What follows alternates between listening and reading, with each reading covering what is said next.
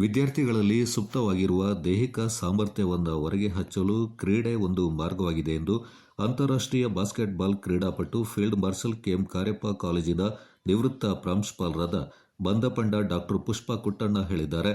ನಾಪಕ್ಲುವಿನ Shriram trust ಆಂಗ್ಲ ಮಾಧ್ಯಮ ಶಾಲೆಯ ವತಿಯಿಂದ ಸ್ಥಳೀಯ ಜನರಲ್ ತಿಮ್ಮಯ್ಯ ಕ್ರೀಡಾಂಗಣದಲ್ಲಿ ಏರ್ಪಡಿಸಿದ್ದ ವಾರ್ಷಿಕ ಕ್ರೀಡಾಕೂಟದಲ್ಲಿ ಮುಖ್ಯ ಅತಿಥಿಯಾಗಿ ಪಾಲ್ಗೊಂಡು ಅವರು ಮಾತನಾಡಿದರು.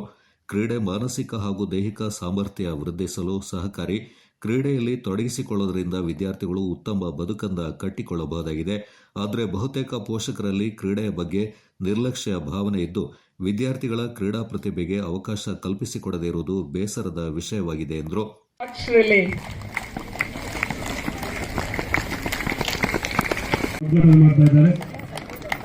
ಎಲ್ಲರೂ ಚಪ್ಪಾಳೆಯ ಮೂಲಕ ಈ ಒಂದು ಕ್ರೀಡಾ ಜ್ಯೋತಿಯನ್ನು ನಾವು ಮೈದಾನದ ಮಧ್ಯಭಾಗದಲ್ಲಿ ನೋಡ್ತಾ ಇದ್ದೇವೆ.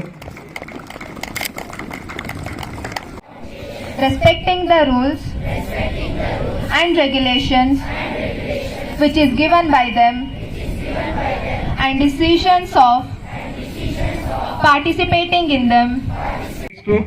Asna, flag leader, grades 2.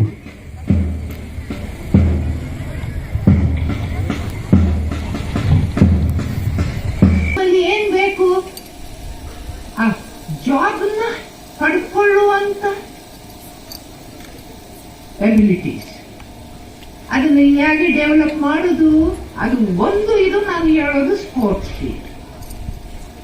ಹಲವು ವಿಧಾನಗಳಿವೆ ಸ್ಪೋರ್ಟ್ಸ್ ಅಲ್ಲಿ. ನಿಮಗೆ when you interact with the people, interact with other children, you tend to acquire the values of life that will prepare you to face the challenges ahead.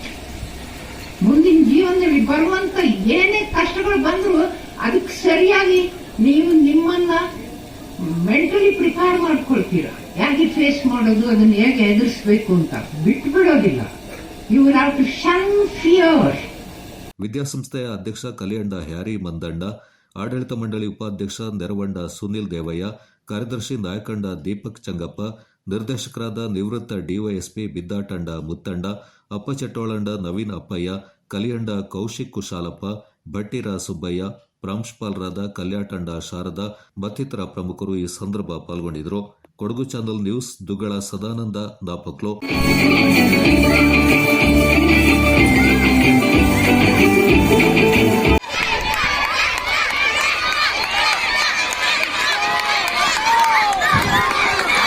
Standard 100 meters running race winners girls